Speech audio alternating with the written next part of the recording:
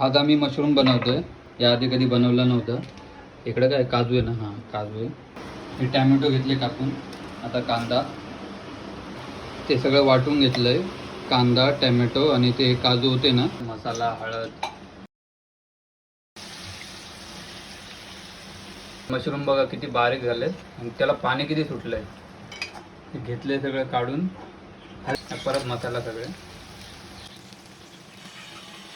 Paste tomato कांदा आणि काजू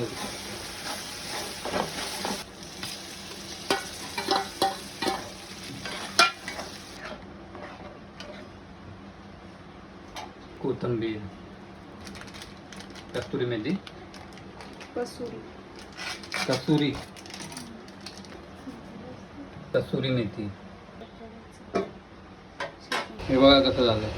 आता झालं आपला मशरूम मसाला चपाती सोबत आणि मिठू सरक चपाती कांदा.